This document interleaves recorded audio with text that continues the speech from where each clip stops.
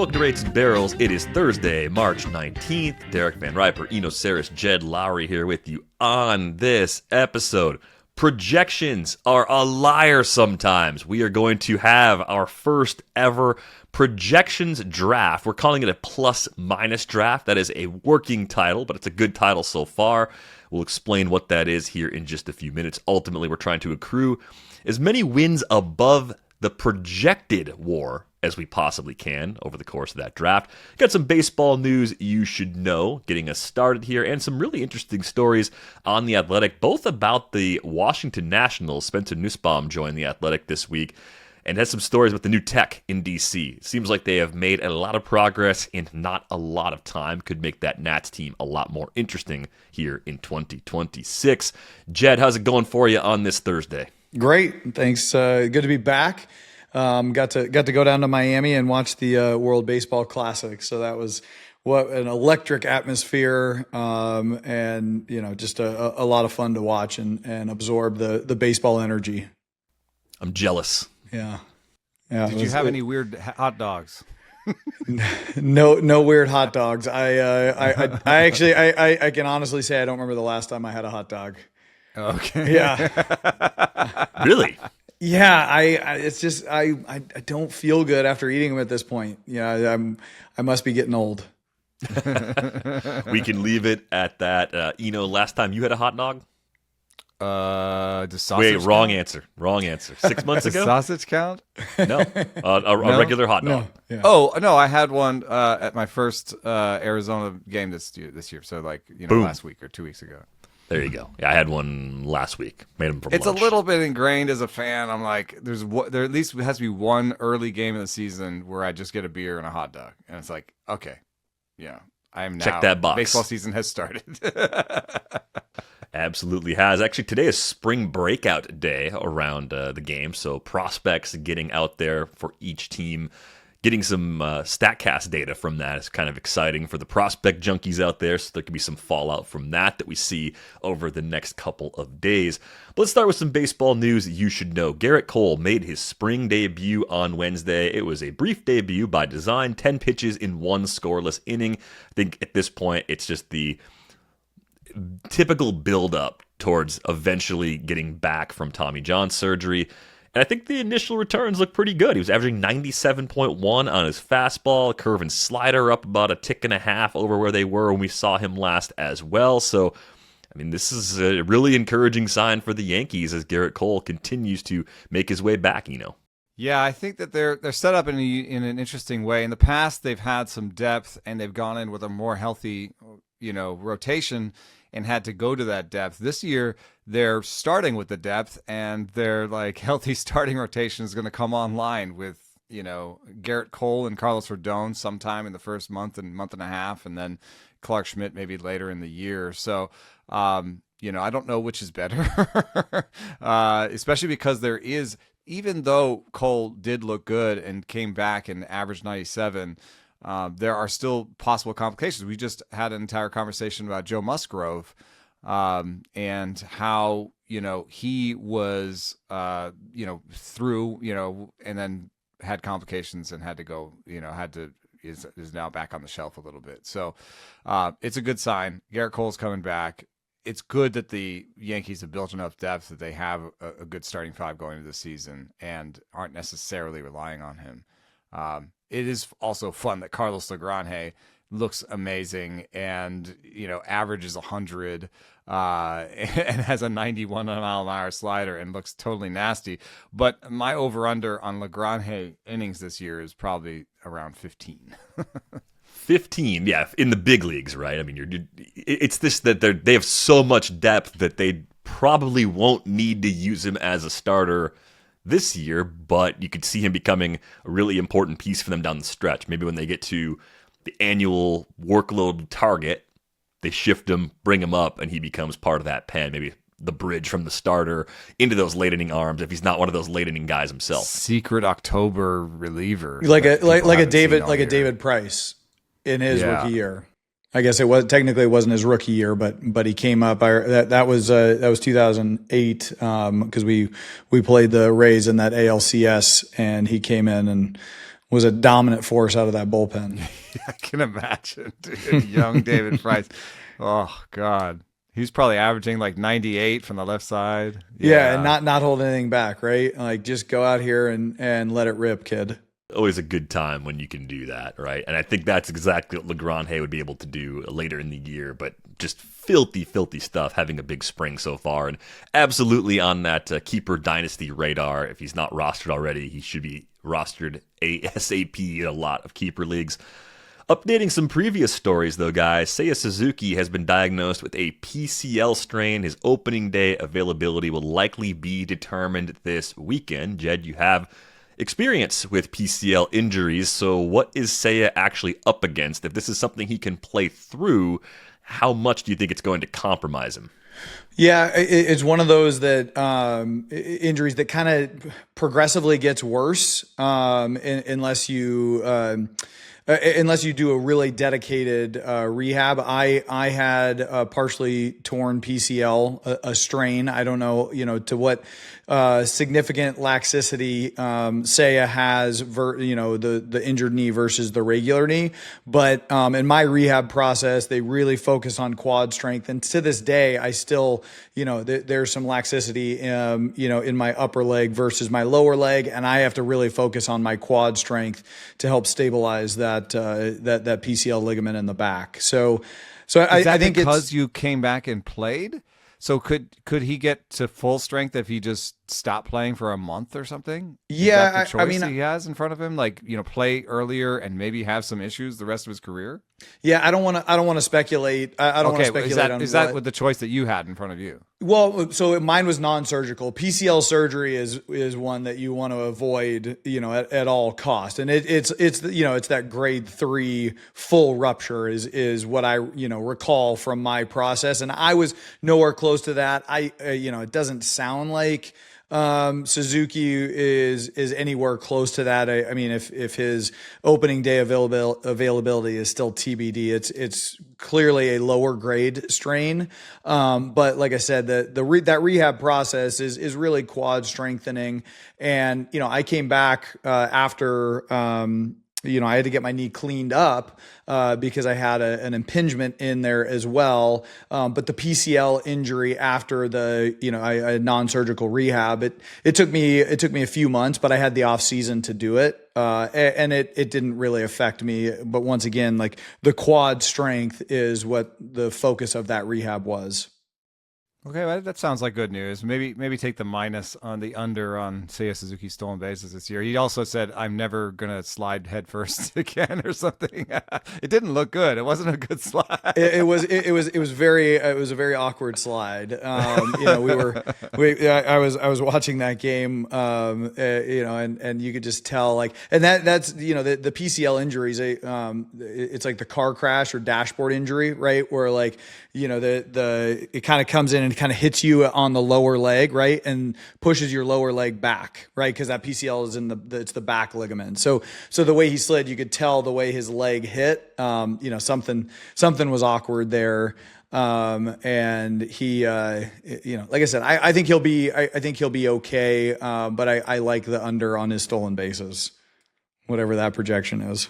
Yeah, he only had 5 bags last year after getting 16 in 2024, so I think keeping that in the single digits seems pretty likely given what he's dealing with right now. And I think complicating this just in terms of how he wants to progress with rehab and rest versus trying to play through it. I mean, yes, the Cubs are a team that have World Series aspirations, but Seiya Suzuki's in the final year of a 5-year deal, so he's facing a winter where he can get a new contract, maybe get his last big multi-year deal. He's going to be 32 in August, but that's probably part of the equation here as well. I guess I'm curious, if Suzuki is unavailable, even for a brief stretch, who do you think actually wins out in terms of playing time on that Cubs depth chart? I think they already said Matt Shaw's going to play in right field, so just play Shaw out there, and it's kind of a 1-for-1 swap. So, yeah.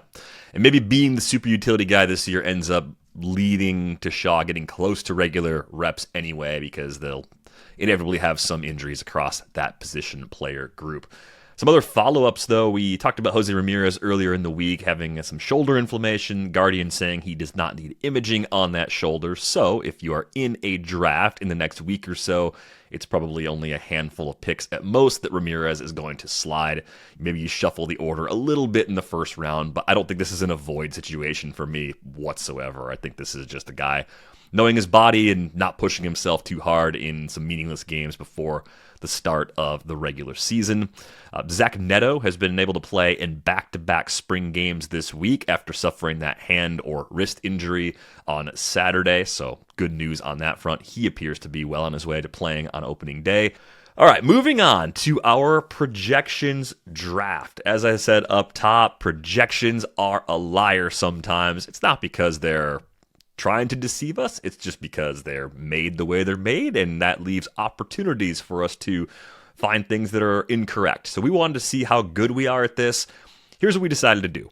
We set up a 3-team draft, and our goal was to beat the Steamer WAR projection by as much as possible. So what that means is if a player is projected to be a 5 WAR player by Steamer, it's a break even if they actually do that. It's a -2 if they only return 3 WAR this season. It's a +2 if they're a 7 WAR player. So you can take shots at the top of the pool and say, hey, I think the elite players are underprojected. You can go to the very low part of the pool and say, I think this prospect that's only projected for a half a win or a win is going to be a 2 or 3 win player. Lots of ways to break it down. I found this exercise to be challenging because there's no cheat sheet. There's no groupthink approach to how to play this. So I'm sure if we do this in the future and we learn something from the first time we did it, the results will look a lot different. So I used the best tool on the entire internet, random.org, to set the draft order. 3 participants. And you randomly got first. There's a receipt. There's a receipt, sir. It is in the there. receipt said that you ran it 3 times. So did you run it the first 2 times you didn't like what you saw? No. I didn't even look at what it did the first 2 times because anytime, depending on the number of people I have in there, I run it that many times. So if we're doing a 6-person draft, I randomize 6 times. If it's 3-person draft, 3 times. It's just that's a standard protocol. Are you calling for an audit, you know? Actually, I'm fine. I got 2 picks in the top 5. Yeah. Well, and I honestly, I don't think the first pick mattered nearly as much in this draft as it does in a typical fantasy baseball draft because I don't think I knew what I was doing. So we'll talk about what we did, how this draft went down, why we think these projections are off. This is not a critique of Steamer. We just use that as a system that everyone is familiar with. It's not like, hey, Steamer sucks. It's just, let's see if we can find out where there's opportunities for more value than expected. That's the aim here. So I took Ronald Acuña Jr. with the first pick. And my first question for both of you is, was he on your radar as an early pick or even as a pick at all, given his injury history? Because he comes in with a very reasonable projection, right? Ronald Acuña Jr. projected for 5.3 WAR among position players. That puts him in a tie for 7th, right? So that's a big projection. But he's got 2 ACL tears, so maybe that's kind of a dumb choice on my part. My thinking was when we saw him fully healthy in 2023, he popped for a 9 WAR season. And I thought compared to the very top of the board projections, guys that have also exceeded by similar margins, there may have been a slightly lower bar for Acuña to clear, right? That to me was like, okay, maybe I can get a little bit of surplus value from the injuries, but did I err in taking Acuña first in this instance? Were either of you guys thinking about him with your first couple of picks? I wasn't, candidly. You mentioned the injury history. I was using Baseball Reference. I was on a flight while we were doing this, so I was just trying to keep my iPad alive so I could get this. I didn't have multi-computing possibilities on this, but I was using BWAR for a lot of this, which, whether or not that has, as credible. I was just looking at, has he gotten to his projection from a BWAR perspective before? And the only time he's done it is that 2023 season. And so I look back at, even though he's an absolutely fantastic player and a guy that I want in my lineup every single day, the fact that he was at 5'3" and had only done that once in his career scared me a little bit. Yeah, the two things that I did not produce Ronald Acuña Jr. as a person on for my list, and I'll explain what those were. But I guess in short, I can say that if we were like using Zips that had a 529 plate appearance projection and a 4.5 WAR, if that was our baseline, then he might have popped, because what you're saying is, I think he's going to play a full season, right? But Steamer is saying 676 plate appearances. So Steamer is already saying this is a full season. So now you're saying he's going to play a full season, which he's only done a few times, and it's going to be better than the projection. So that's why he might not have popped for me. Yeah, and I think that's one of the main areas of focus as you're looking for other players on the board. The mid-range, lower-end guys is just saying the playing time is off. I think he's going to play more than expected. That obviously is not part of the calculus here, since we use Steamer instead of Zips. That's a big disparity, though, in those projected totals. And we've seen Atlanta's behavior. They lock in guys as everyday players. I also think the flexibility of that DH spot that we've talked about before bodes well for a guy like Acuña. They can take a little bit off of his legs, a little bit of rest here and there by keeping his bat in the lineup, but not having him in the outfield on those days. So my hope is that the defensive numbers we saw a year ago aren't as bad either. I think that worked against him a little bit in the 95 games he played. He was a very, very big negative defensively. I don't think that's his true talent. I just think what we saw through the WBC was a healthier version of Acuña. So my belief is that we're at least coming in somewhere in the 7+ range with a healthy season from Acuña. Jed, your first pick surprised me just a little bit. You went Maikel Garcia. I did. I'm really interested to know more about that. Well, maybe there's some recency bias of watching him, at the WBC. But you talk about a young player who's a quality defender too. I tried to find guys who, at a minimum, were going to provide value on the defensive side. And so I think he provided value on the defensive side, and I just love the trajectory he is on from an offensive perspective. And he had kind of had a breakout year offensively last year, and I think the confidence is high going into the season after the WBC, winning the MVP, and watching his at bats in the WBC, I just thought I thought he looks like he's in a great place, and I think he's posed for a breakout year. I think there's a foundational aspect of Garcia's profile that does make him pop in a league like this, and it is that defensive work. Like that provides such a floor, both in terms of the playing time, but in terms of the actual wins above replacement value that he generates. Like I just don't see that slipping at all. And if you take the version of what he was at the plate in 25 and you say 24 was pretty unlucky and 23 is maybe like a very, very low floor if things were to go wrong for him this year, he's still a 2-win player in 2023, and that seems very unlikely to repeat given some of the improvements we've seen over the last couple of seasons. But defensive value in particular was something that I thought a lot about up top, and I just tried to get it later on as the draft progressed. But I think you were right to get some of it right in the foundation with Garcia. Yeah, and he's projected for 3.6 wins, and like I said, I think that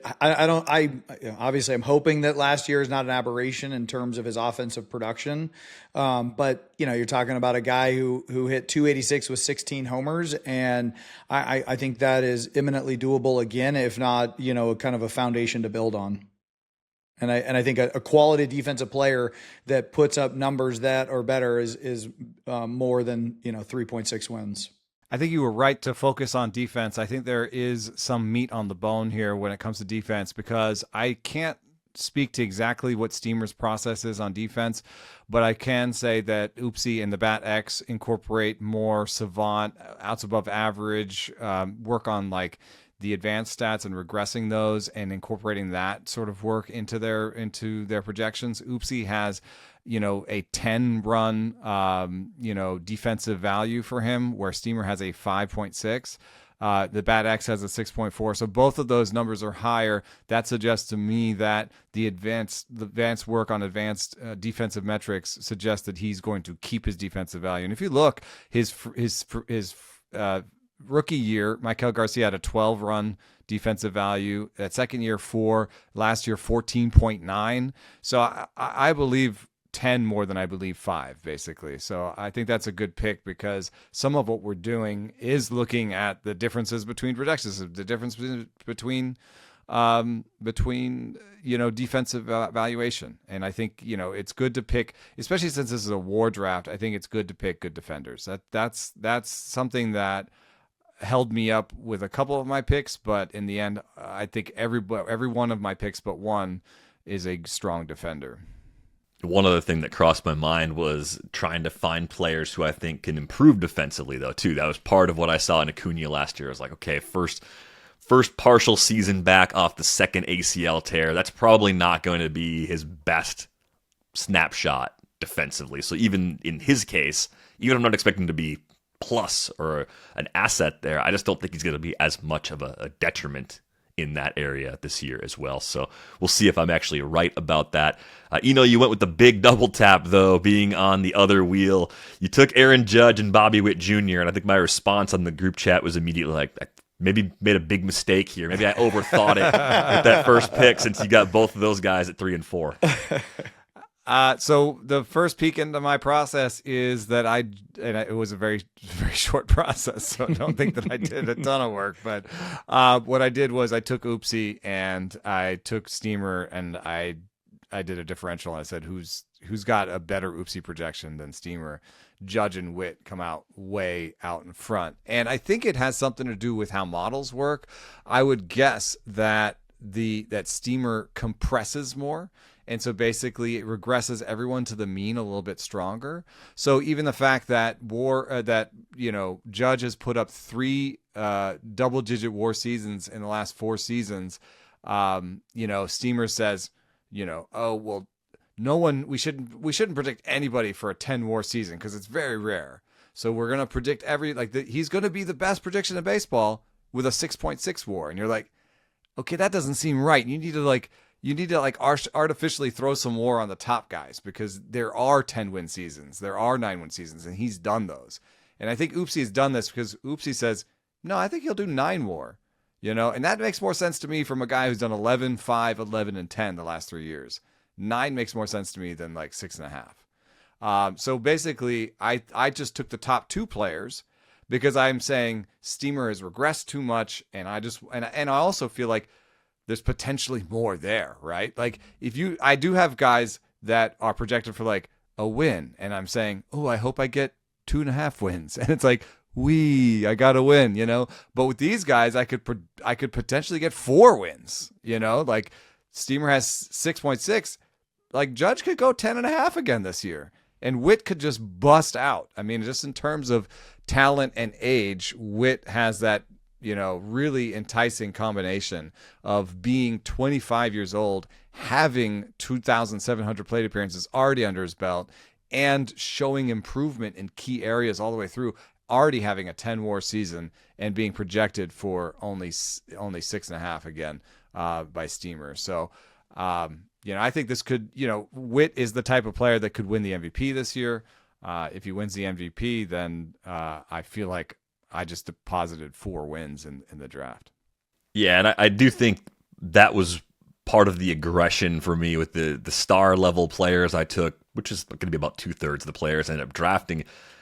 Could they win the MVP? Could they have that type of 8, 9, 10 WAR season? Are they capable of that? And if they were, then that moved them up on my board because I was playing for the highest possible ceiling with a lot of these picks. And then, Jed, you got me on the Gunnar Henderson pick because he was on the radar for me with Acuña with the first one. So what do you think about Gunnar's projection? I mean, 6.1 WAR, third most among position players.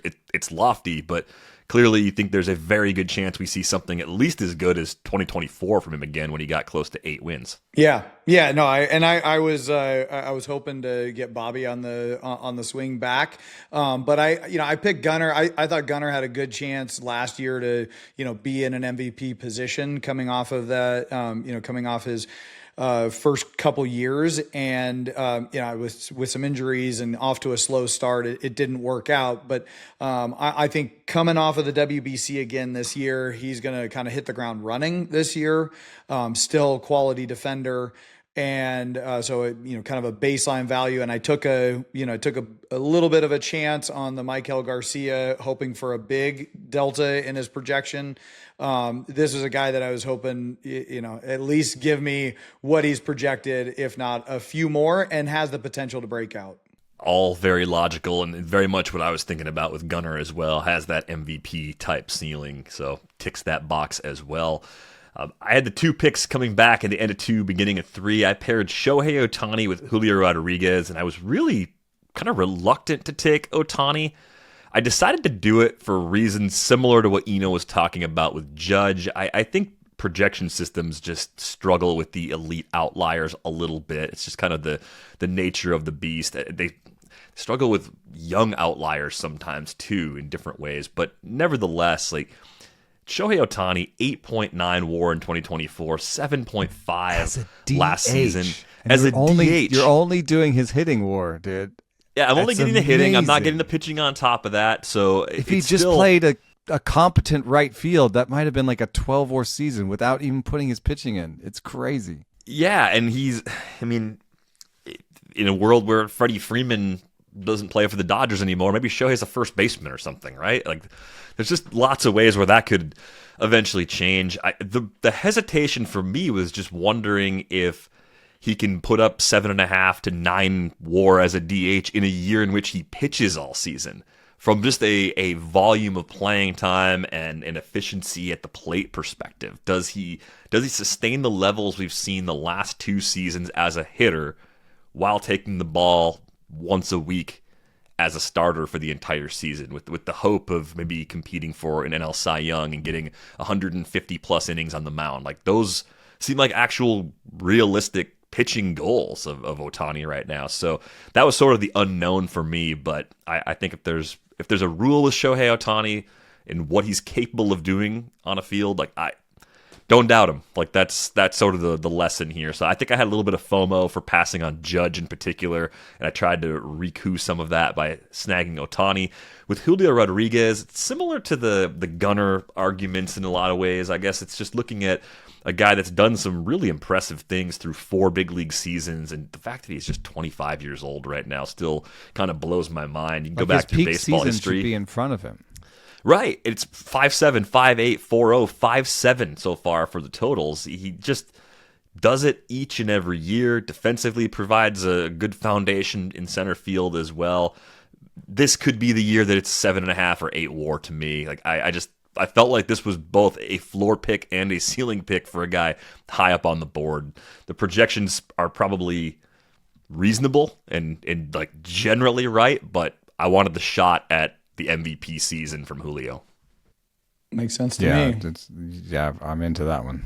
Jed went back to the well with Wyatt Langford in the 3rd. I like this a lot because this is where I thought more of our picks were going to come from throughout this exercise, was guys that are a little more, I'd say like 3-ish WAR, possibly jumping 2+. I mean, you did it with the first pick in Garcia as well. What do you like about Langford's profile that's going to help propel him above his projection this year? Yeah, same idea with Michael. Really quality defender, young guy who is kind of he's 1,100 plate appearances into his big league career, and I think the trajectory for him to take off is there. I mean, you look at the profile, the walk rate is high, the chase rate is high, the bat speed is well above average. For a young guy that I think has the springboard to really have a monster year. I think he's probably at a point emotionally and from a team perspective where, he knows who he is on this team at this point. I think they've probably given him the reins to be one of the leaders on this team, and a guy that has the ability to have a breakout year. So like I said, I was looking at a young guy that played quality defense and who has the offensive toolkit to have a breakout year. And even if you look at the difference, like the Eno method with Oopsie, 4.64 from Oopsie compared to the 3.5 from Steamer, like that's a pretty big gap right there. He was on my list. That's the list I started with, and then I tried to pick players like Langford. One thing that stands out for me is, I've been talking about, this is a thing I believe that I don't have stats backing it up for, but it's this thing I believe is I love third-year young players that are pre-peak. It's just like you look at his freshman effort, and what I see is a guy just trying to keep his head above water. So his swing strike rate is real low. He's making contact. He's taking walks. He's hitting for good power. He's doing everything well. But I think he's like, well, I hit for more power in the past. I can hit for more power. And in his second year, he's more aggressive. He swings more in the zone. He swings more. He swings with more power. His hard hit rate goes up. His barrel rate goes up. His max EV goes up. So he's taking a bit more A swings. His strikeout rate goes up. And so what I think will happen in the third year is he meshes those two approaches, and he better understands when to take the A swing, when to protect, when what these pitchers are trying to do to me, what the book is on me. I was talking to a hitter recently about self-scouting and trying to think, what would this pitch, like, oh, I'm good at this. What would this, and this pitcher's good at this. What would this pitcher try to do to me specifically? And not just what is this pitcher good at, So those sort of things I think are all going to come together for Langford, and he's a good defender. He's playing center field a lot, and he's going to either way he's going to put up positive defensive numbers. So I think that's a really good pick. I like what Eno did on the wheel because it surprised me at rounds 3 and 4. He came back with Mike Trout. That was the surprising pick, and Drake Baldwin, who was absolutely on my radar, someone I wanted. I think catchers that are great defenders that have offensive skills foundations like Drake Baldwin are great targets in a format like this. But, what led you to take Trout here? Because if I'm being honest, I don't think he was on my radar at all for this. I'm just worried about the health being so bad that he's not going to get out there for 130 plus games and provide value on both sides of the ball the way that he used to. Oh yes, I know. That is maybe my least favorite pick. He's probably my only negative defender. Although I have maybe one more on this list that might be a negative defender. But so I started with Oopsie minus Steamer. There's a 1.5 for you. 3 on Oopsie, 1.5 on Steamer. I looked at the 560 plate appearances from Oopsie versus the 418 from Steamer. I said 560 seems doable. He did 550 last year. Then I was working on my bold predictions, and this spring, Mike Trout is averaging 29 feet per second, 29 and a half feet per second on his sprints. I know that's a hustle stat, and there's some downfalls to it, but it looks like he's running well. He's asked to play center, and he said, I've got something in the tank. And I just feel like there's something. I know this is vibes and best shape of his life territory, but I also have noticed that, future Hall of Famers can sometimes like sort of look at their career through that lens late in his career. And I think at this point he's like, well, Angels probably not going to take me to the World Series. So, I think maybe at this point, this is almost like a personal legacy moment for him. And to hear him say something like, he said, I've got 30s in there, which he was talking about his sprint speed. So he's like monitoring his sprint speed, and he's trying to run faster. He asked to play center. So there's something here that I'm like, he really wants to do well this year. And he really wants to put a lot of time, and he wants to push. I think he wants to push to like 100 WAR before he's done. He's at A7. So I'm looking for that one shining great last season from a Hall of Famer. I feel like they all have like that 1 5-6 WAR season late in their careers. That's what I'm hoping for. It could go to shambles, but Steamer's number 1.5 is so low that I feel like the risk is also low. Like, I'm not going to get a big minus. I don't think. He's not going to be 0. So, like, I think the worst he'll do this year is like 1 WAR, and then I get a minus 0.5. So, I think there's a lot of risk and not of reward and not that much risk. It's not unreasonable to look at Trout and say maybe he's the George Springer of 2026. Yeah, the older player that we're all writing off that has a good year health-wise and still does enough things well where we're like, oh, geez, 3.5, 4 WAR. The quality of contact is really good. Yeah, I mean, to your point about sprint speed, it made me wonder, like, oh, is he running a little bit this spring? He has not attempted a stolen base yet this spring. Doesn't want to get hurt. Well, that could be part of it, but also, like, that's not really important to this particular exercise. And even from a fantasy perspective, like, yeah, he's not going to run like he used to, but if he gets to 30 home run power, plays nearly every day, hits for a little better average than the projections are calling for, like, that's not unreasonable. The other thing about projections here that's tough is it's a 32% K rate last year. Like, I just have a hard time believing that that's Mike Trout as a hitter. Like, it doesn't sit right with me. So I thought it was an intriguing pick. We went 9 rounds, so if you would have got him in like round 7 or 8, wouldn't have thought twice about it. Sat on that one a little bit longer, but he was near the top of my differential between Steamer and Oopsie chart. Like, the 1.5 is actually a pretty big differential between the two. So the other one, Drake Baldwin, is more of a conventional young breakout player. I have a couple reasons for it, which is he's 24.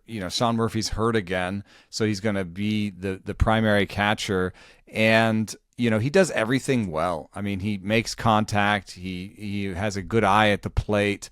He's got that 40 Z-0. When we talk about zone swing minus chase rate. He doesn't hit too many ground balls. He had a 50% hard hit rate, 11% barrel, good bat speed, 75 mile-an-hour bat speed. Like, this guy is really, really good. To have 75 mile-an-hour bat speed and a 15% K rate is really hard to do. And now, last year he had about 30 games that he DH'd instead of caught. Last year he had about 30 games where he DH'd instead of caught. And I feel like that number, if it stays the same, the ratio will be different this year. I think he'll catch more games, he'll DH some, but catching more games also means more wins above replacement. So when Steamer gives him a minus 3.8 on his defensive numbers, they must be basically projecting him for a lot of games at DH. And I'm saying more of his games will come at catching. Oopsie gives him a 5.4 positive at defensive. So I think that's some baked in defensive stuff. Plus, there's the chance that he has another level because he's a 24-year-old with these great peripherals. Yeah, the Baldwin pick jumped off the page to me as a really good one. Definitely a guy that I had on my radar here. Jed, you got Bryce Terang in the 4th round, and another great defender, a guy that showed more power, especially in the second half of last year. I'm guessing you see some of that second half power increase maybe as being sustainable. Yeah, well, I do, especially once again the eye test, right? Watching WBC games, seeing the way that his at bats and seeing the ball come off his bat, and the quality of a bat. And then I looked at a guy who won the Platinum Glove 2 years ago and that had a quote unquote down year in 2025 from a fielding perspective on outs above average. So I looked at him as, a guy that could provide even more value on the defensive side, just from a WAR perspective. And then offensively, there was an uptick in bat speed. And so that was something that intrigued me. And then, like I said, the eye test, was something that really jumped out to me watching him at the WBC. And then, he's got solid, discipline metrics. He whiffed in the 97th percentile in 2024, but didn't drive the ball. And then you look at it, his whiff percentage actually went up And this kind of the same idea that, you were talking about earlier of kind of meshing these two identities or these approaches. And to me, that's just like the maturation of a young player. And so you look at his bat speed going up, his average exit velocity going up, but his whiff rate going up a little bit. That's what, it tells me that he is maturing. He's understanding who he is as a player and when, to your point, get that A swing off, and when the situation calls for a different type of approach. There's also a little bit of a buying high element to some of these players, like 4.4 WAR last year, 2.9 projected, so a win and a half below what he just did, and even what he did in 2024 was a 2.6 WAR season, so he's projected for only a little more than that. So it seems like an easy, probably not going to hurt me, almost certainly going to get to the projection, but very likely to go at least a little over, if not well over. So yeah, I think that was a solid pick there as well. The two I took coming back through in rounds 4 and 5, Jackson Chourio and Roman Anthony. There's a couple things going on with Chourio. I mean, age, as I mentioned with Julio Rodriguez, I think is really, really important to keep in mind here. We saw a 3.9 WAR season from Chourio in his debut. Lost a little bit of time in the second half last year. Probably would have got closer to 3.5 had he been healthy all the way through. But he was playing center field a lot more last year, and his defense grades out better in a corner. So I think there's one of two things that could happen. One, some improvement from being more familiar with playing center field if he plays out there as much this year as he did last year. Or two, moving back into a corner and catching some defensive value increase in that WAR, plus the possibility as a guy that's still just 22 years old that we probably have not seen the best offensive season that Jackson Chourio is going to put together just yet, but he's shown just an incredibly high floor already through his first 2 big league campaigns. So this to me was kind of a homer pick, but also kind of a sweet spot. Like, hey, is there a world in which Jackson Chourio is a top 5 vote getter for NL MVP? Like, I think that's possible. Yeah, I wonder if he can dial in again the sort of selective aggression. I would like to see a higher OBP from him, not because it's, going to help him too much in fantasy leagues or whatever. I mean, unless you're an OBP league, but what it would mean for me is that maturation of process. And I think that there are ways to sort of see it underlying the barrel rate going up year over year, the bat speed going up, the max EV. He's become more aggressive. Can he bring back some of the, the lower chase rate that he had in his freshman year? Can he do that in his third year while also, being aggressive for that power? So I think this is the type of thing that could click at any moment. He's created such a high baseline for himself at basically 3 to 4 wins a season, that, it doesn't seem that risky that you'll lose, WAR on this one. And there's just that opportunity that this is the year that he just breaks out. Feel like extra pressure on Garrett Mitchell being healthy enough to play a good center field to let Chourio play more in the corner. Like, that's the weird extra thing that I have to root for to really max out that defensive value. Other pick in that group, though, Roman Anthony. I mean, projected for 2.5 wins, got the 2.7 last year in a half season. Even if he's kind of a average defender or not really propelling his WAR with what he does with his glove, a 396 OBP for a 21-year-old rookie. I think there's obviously some more power that he's going to tap into. It wouldn't surprise me at all if we look at Roman Anthony's next 8 years in the big leagues and we don't see another K rate as high as what he did in his debut at 27%. This just seems like an easy possible 5+ win guy because the offensive profile is just that good. Yeah, truly, and you look at the maturation too, just with the WBC, the at bats that he just got exposed to, that environment he got exposed to. I think this was a guy that I was looking at as well for this wraparound pick, and I think is a great one. And quite frankly, a little disappointed that you got him before I could. But he, I like it. The only thing is, how many DH at bats is he going to get? Right? They got a pretty loaded outfield, unless there's a trade in Boston. Been waiting on that trade all winter long. Jed, you went Andy Pages in the middle of round 5. This is, again, defensive value is key, and what he brings to that team in center field, we think is going to drive that playing time again all season long. Totally. And he's projected for all of his at-bats this year at center field.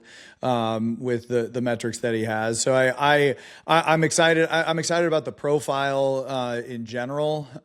He's a guy that seemingly has found a way to make his approach work. I think the Dodgers do a great job of prepping guys in this. I mean, he's not a guy that jumps off the page, is going to walk. He's not going to walk a lot. He's going to chase a lot. But he doesn't swing and miss a whole lot, and he squares the ball up a fair amount with above average bat speed, and he's a guy that, like I said, provides that stable base of value with the center field and the metrics that he provides from the fielding perspective. So I think he's a guy that could have another really solid year. I know he didn't have the best postseason, but I think he's. I think he's also, he could hit 270 with 30. He hit 270 with 27 last year, and a guy that I think has immense upside with the defensive ability that he has. And again, for the disparity, we're circling the playing time gap. Steamer has him down at 486 plate appearances. So if you're worried about playing time, either because of an acquisition, promotion, the eventual return to health of Tommy Edman maybe being in the center field mix, whatever that is, like that's how you get to that number, then Steamer's the way that you kind of want to build in your expectation for Page's projection, but the other systems are all more optimistic from a playing time perspective and will almost certainly bring him closer to the 4.1 WAR that we just saw from him a year ago. Your two coming back around on the next turn, you paired Evan Carter, a long-time favorite on this show, especially throughout this winter, and Matt McLain, a guy that's starting to move up fantasy boards quickly.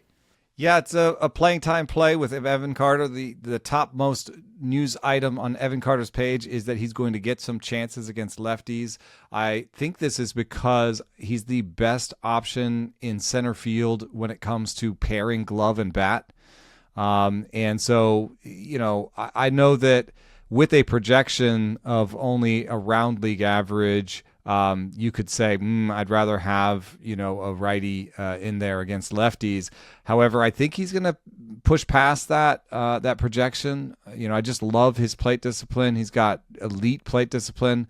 And you were talking about 45s and near 50s sometimes when it comes to zone minus chase. He doesn't miss that much. He's got a great swing strike rate. I know he doesn't have like premium bat speed. I'm not expecting much more than maybe 15 or 20 homers, but I think there could be a breakout in here. And just playing time alone, 372 plate appearances from Steamer seems way too low. Even the 476 from Oopsie seems like it could end up being low on the season. With Matt McLain, it's just a health thing. I think he's healthy now. I think last year he was still affected by that shoulder a little bit, and that was the worst, power production we've seen from Matt McLain at any level in the pros. And so I'm just going to say, I'm going to look past some of the numbers last year and say this is a guy who can get to his power. I know the spring doesn't matter that much, but he's making a ton of contact this spring. I do look at spring strikeout rates a little bit. There is some signal there. It is a month of playing baseball. There is, strikeout rate can matter. A 10% strikeout rate this spring, raking, shoulder looks fine. People in camp saying he looks great. I don't see why he can't do something more, like his rookie year of 3 wins as opposed to the 1.6 win Steamer projection. Yeah, he got to the 3 wins in his rookie year with just 89 games. I mean, he's a good defender, can hit the ball pretty hard. Like, there's just a lot of ways he can get there. I thought the McLain pick was a really good one at that point as well. Jed, you surprised me a little bit with Rafael Devers, not because I don't think Devers is a really good player, but because he does not fit the mold of the team you'd put together to that point, guys that all bring a lot of value defensively on top of what they do with their bats. Yeah, well, and I was just looking at, he is projected on Steamer at negative, it's like a huge negative number on defense. And, I don't think that he's a guy that is going to be a Gold Glove winner or a value add. I just don't think he's going to be as bad as they were projecting him to be. And I still you take, a season removed from the drama. You have, a willingness to embrace a first base position now, way more reps, way more experience under the belt. And a guy who just offensively is very consistent. And I was looking more on I think the projections on the defensive side were too low on it. So I not a guy that is a huge value add, but if the value is way, I think over exaggerated on how bad he'll be defensively, I thought there was value in adding him here. Yeah, I think he's capable of putting up a season that exceeds that projection. Steamer's got him at 2.8 WAR. If it's 4.5, you're going to be just fine with Devers as a 6th-round pick in this draft. I paired James Wood and Colton Cowser together at the 6-7 turn. James Wood's defense is definitely a question mark, but I think in the face of knowing that a lot is changing with the Nats, positioning, anything they could do to make him go from very bad to passable would go a long way towards helping defensive numbers there. But there's also that possibility that the work they're doing, having a traject machine now, for example, could make James Wood an even more effective hitter than he's been up to this point. Love that he controls the zone well enough to run big OBPs, potentially. I mean, this is a guy that I think if he struck out a little less, we could be looking at 365, 370 OBPs. Put up 3.3 WAR last year, 2.4 was the projection from Steamer, so thought there was a very good chance of getting at least a +1 here, but possibility to get more. I view them kind of the same as Devers. I was kind of looking at those two, thinking the defense isn't as bad as they're projecting, but the bat is hard to ignore. I don't know if we'll get to it today because the draft is running long, but there's a great piece that you should read called Inside the Early Days of the Washington Nationals Tech Revolution by our new beat writer, Spencer Nussbaum. It had a laugh out loud line in it for me, which is a player saying, "We never had like an internal system that showed me anything. I had to go on Baseball Savant." Now they have True Media, which means that they are using still a system that broadcasters have access to, which is, has some capabilities beyond what you'll find on Savant. I would say that they went from like 5 or 6 years, behind to maybe 3 or 4 years behind, if that. So, but that can be a leap forward where with the traject, James Wood can take his hacks. They're talking about reducing chase rate with this because you're seeing the pitches better. You've seen them before on the traject. I think this could have a small influence, but across all of the players. And that would also help Wood, I think, just to have to bat with runners on base, and if they can do anything defensively, that's where he takes off for sure. Yeah, C.J. Abrams quoted in one of those pieces, too, saying he's seen the ball really well, thinks the traject is helping him. He's actually cut down his chase rate this spring. My previous reservations about Abrams are slowly fading. Like, if you're giving these guys the actual tools that other big leaguers have, I think they might surprise you because there was a lot of talent kind of packed into that roster that seemed to be underperforming in a lot of different ways. So I guess the Wood pick is, individual optimism on him, but collective optimism around the org right now. And Colton Cowser, I think, was a pick that I made in a similar vein to what Eno did with Evan Carter, where I think Colton Cowser's defense in center field is going to propel a lot of playing time. He was very hurt in the 92 games that he was able to play last year. So I do think we saw the K rate balloon to a level that's probably not his true talent. There is swing and miss in there, but just remembering this guy was a 3.8 WAR player in 2024, seeing him projected for 1.5, that felt like a good target for me given the way that roster is put together. Yeah, absolutely could break out. I did see somebody, a Baltimore fan, saying he's going to be in AAA by May, and that made me go, oh God. They are so stacked that there is some risk there where the Orioles find another solution. But in center is one of their pain points. So, I think that they need him to be good there. Absolutely. Jed, you took Colson Montgomery in the 7th round, and Colson Montgomery does not get a lot of love on our show. Came up last year, popped 21 homers in 71 games, did it with a 29.2% K rate. Played good defense at short too. At least got positive value with his glove, which I think is really well here. So I'm wondering if you snuck one past us here with Montgomery because I wasn't really thinking about him for the purposes of this draft. I mean, a guy, great defensive value and a guy that hit 20 plus homers, and they have him projected as a negative offensive player. The bat, there's some swing and miss there that worries me a little bit, but the upside is there. And at this point, right, in the 7th round with some, guys that I felt really confident, had the ability to at least hit their numbers. This was to use a bad pun, this is a big swing. Where this is a guy that kind of fit that mold of defensive value on a young team, and with a big bat, a negative offensive projection there. I think he has the ability to be a very high ceiling offensive player. Metrics agreement on the defensive side too. 7 defensive runs saved and 6 outs above average. And I think for a lot of people, maybe looking at his size and thinking he's maybe going to be too big to play shortstop in the long run, like that probably permeated my analysis more than it should. Like, sure, that could be the story 3 or 4 years from now, but for the 2026 White Sox, like they're going to try to maximize his value and keep him there. Yeah, for my next pick, I took Fernando Tatis Jr.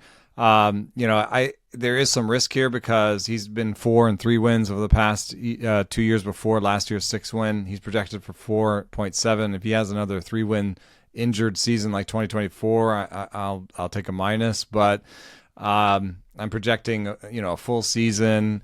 It's kind of amazing that he's 27 now. So we may there might be a post PED suspension peak season still in him. And he's an excellent defender in the outfield. I was also starting to run out of names because we only thought this was 5 rounds, so I'll go quickly. Cam Smith was my next one. Cam Smith, I've just talked a lot about why I think he can break out this year. I just think that with somebody that has good bat speed, has good foot speed, has good arm speed in terms of throwing the ball, like he's a real athlete that I think is going to kind of fine tune the approach this year. I'm a little nervous that he's striking out so much this spring. But again, that's now I'm going to say it's a small sample and it doesn't matter. I mean, the bar is very low based on the projection, though, for Smith. And even if he were to get sent down to start the year or beginning of the season, this is a full year exercise, right? So eventually he could come up and capture that much value. Yeah, it's a 0.8 win projection. I think he can get that even if he gets sent down. Yeah, if you see a 3-win player and he ends up playing, 2/3 of the season in the big leagues, then maybe you're getting 1.5 to 2 WAR instead. It's still a good dart, I think, to throw this late. Jed, you came back with Zach Neto in round 8. And the thing about Neto that I've said all winter is I'm impressed at just how good he was last year, coming off of a major shoulder surgery in particular. Like the barrel rate jumping to 14%. I did not expect to see that at all, given the circumstances leading into last season. Yeah, once again, just a guy who he's a consistent performer, and I think that there's something to be said about that. Like nothing particularly jumps off the off the page like from a fielding value, but like he's playing a premium position, and a shortstop that hits 260 to 257 last year with 26 and 26. The year before, 23 homers, 30 stolen bases. Just a guy that from an offensive production standpoint, I'm looking at this as he's done it the last 2 years. And I got to imagine that that's built a lot of confidence in, inside. No, he obviously knows who he is as a player. So I think he could provide more value than what they're projecting just based on his production in the last 2 years. All good things here, I think, with Zach Neto, and good to see that spring injury appears to be relatively minor, given what we discussed a little earlier in the show. I took a guy in the 8th round. We got one more pick after the 8th round. We went 9 rounds for this. I took Elly De La Cruz in the 8th, and if I'm being completely honest with you guys, I thought about him with the 1st overall pick. So I kind of thought about him at every possible turn along the way. I think I started to react to two things. Eno going so top-heavy with Judge and Witt in the first 2 rounds, Jed having so much defensive value kind of built into the floor, and I think as I went through it, I thought, maybe I got to shoot for a little more upside because you guys both built this in pretty smart ways, so if I'm not right about some big swings, I'm probably not going to win. We still haven't decided on what the stakes are for this particular league either, so that'll be hashed out behind the scenes. But Ellie De La Cruz, we know... Discord hype. Tell us what the Yeah, stakes are. what should the stakes be on this one? And tell we're us not who... going to completely turn it over, though, are we? No, we'll take suggestions. Yeah, suggestions. Let's set that standard now.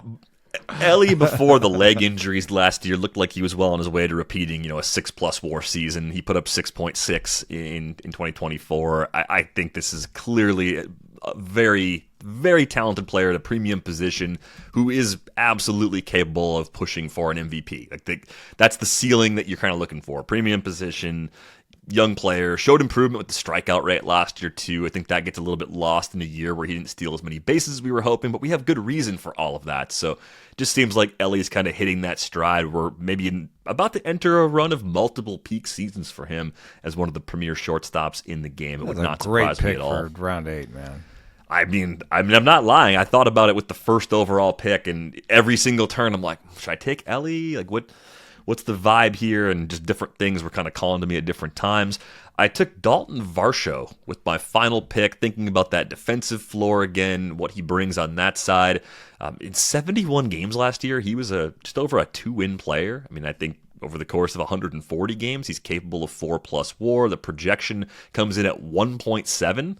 So this is a little more in the Cowser, Evan Carter, that kind of mold, the Pajes mold, where it's like there's going to be something good there. It's probably at least a break even, but maybe I can double up on that projection with relative ease with Dalton Varsho this year. Yeah, Oopsie has a 7-run defensive value for him. Steamer has a -1, and he's never been a -1. He's never been minus. The worst he's been is last year's 4.7, and I think he could do better than that. It's the Acuña theory. He was coming off an injury last year, so that's part of it too for me. So I think a big bounce back year for Dalton Varsho, who actually is a free agent at season's end as well. Jed, you close it out with Shea Langeliers. I kind of regret not getting a catcher. I think Langeliers was a great pick. Yeah, I mean, a catcher that's, coming off 22, 29, 31 home runs, plays good defense, has his on-base percentage jumped in 2025. So, once again, kind of a maturation process for me of, having, and on top of this, playing in Sacramento. I think that was actually part of the decision making process for me that, a guy with as much raw power as Shea has playing in a place like Sacramento, I think hitting 30 home runs again is doable. And once again, a guy that playing a premium position that can add value defensively. So I was happy with that. Yeah, I mean the overall park factors for Sacramento that determined something like WRC plus were not as crazy as you might expect. Something like a Statcast park factor for Sacramento last year, had them as a slightly above average park for offense, which seems a little crazy. Park